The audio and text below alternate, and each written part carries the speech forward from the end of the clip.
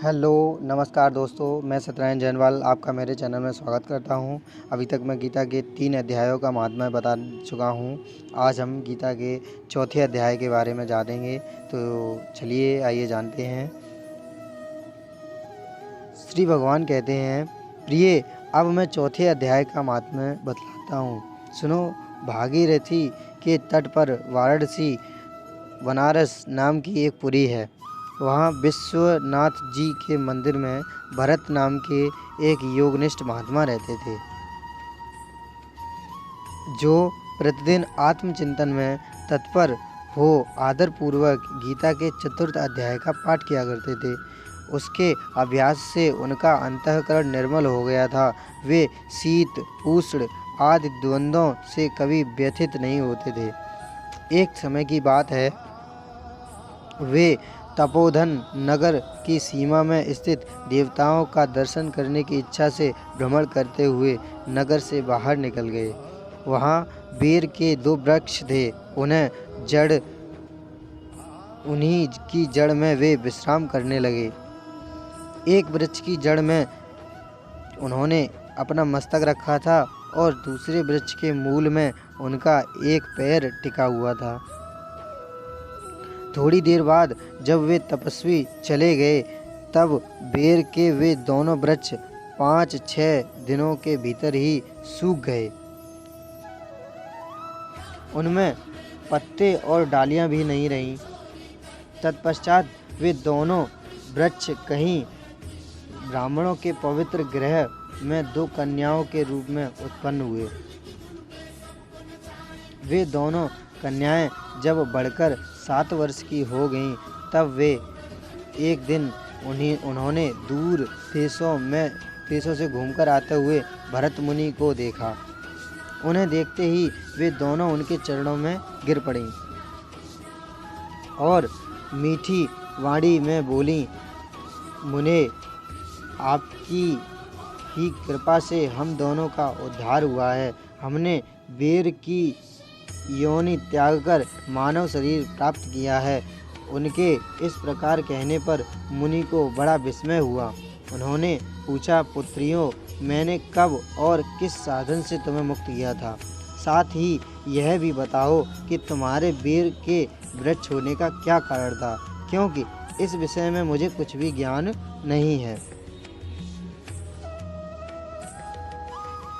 तब वे कन्याएं पहले उन्हें अपने बेर हो जाने का कारण बतलाती हुई बोली, मुनि, गोदावरी नदी के तट पर छिन्न पाप नाम का एक उत्तम तीर्थ है, जो मनुष्यों को पुण्य प्रदान करने वाला है। वह पावनता की चरम सीमा पर पहुंचा हुआ है। उस तीर्थ में सत्यतपा नामक एक तपस्वी बड़ी कठोर तपस्या कर रहे थे। वे ग्रीष्म ऋतु में प्रज्वलित अग्नियों के बीच में बैठते थे। वर्षा काल में जल की धाराओं से उनके मस्तक के बाल सदा भीगे ही रहते थे तथा जाड़े के समय जल में निवास करने के कारण उनके शरीर में हमेशा रोंगटे खड़े रहते थे। वे बाहर भीतर इससे सदा शुद्ध रहते, समय पर तपस्या करते तथा मन में और इंद्रियों को संयम रखते हुए परम शांति प्राप्त करके आत्मा में ही रमण करते थे। वे अपनी विद्वता के द्वारा जैसा व्याख्यान करते थे, उसे सुनने के लिए साक्षात ब्रह्मा जी प्रतिदिन उनके पास उपस्थित होते हुए और प्रश्न करते थे। ब्रह्मा जी के साथ उनका संकोच नहीं रह गया था, अतः उनके आने पर भी वे सदा तपस्या में मग्न रहते थे। परमात्मा के ध्यान में निरंतर संलग्न रहने का कारण उनकी तपस्या सदा बढ़ती रहती थी।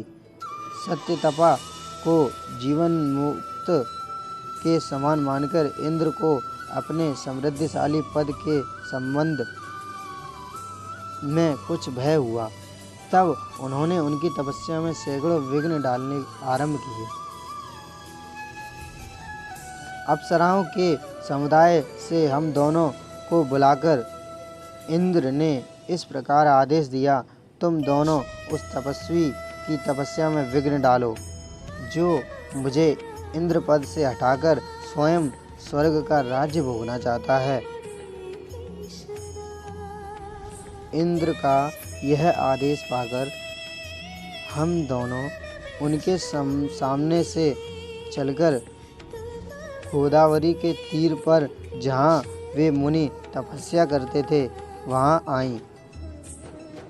वहाँ मंद एवं गंभीर स्वर से बजते हुए मृदंग तथा मधुर वेणुनाद के साथ हम दोनों ने अन्य अप्सराओं सहित मधुर स्वर में गाना आरंभ किया। इतना ही नहीं, उन योगी महात्मा को वश में करने के लिए हम लोग स्वर, ताल और लय के साथ नृत्य भी करने लगे। बीच बीच में जरा जरा सा अंचल खिसकने पर उन्हें हमारी छाती भी दिख जाती थी। हम दोनों की उन्मत्त गति काम भाव का उद्दीपन करने वाली थी, किंतु उसने उन निर्विकार चित्त वाले महात्मा के मन में क्रोध का संचार कर दिया। तब उन्होंने हाथ से जल छोड़कर हमें क्रोधपूर्ण शाप दिया। अरे, तुम दोनों गंगा जी के तट पर बेर के वृक्ष हो जाओ। यह सुनकर हम लोगों ने बड़ी विनय के साथ कहा, महात्मन, हम दोनों पराधीन थीं, अतः हमारे द्वारा जो दुष्कर्म बन गया है उसे आप क्षमा करें। यूँ कहकर हमने मुनि को प्रसन्न कर लिया। तब उन पवित्र चित्त वाले मुनि ने हमारे शापोद्धार की अवधि निश्चित करते हुए कहा, भरत मुनि के आने तक ही तुम पर यह शाप लागू होगा। उसके बाद तुम लोगों का मर्त्यलोक में जन्म होगा और पूर्व जन्म की स्मृति बनी रहेगी। मुने,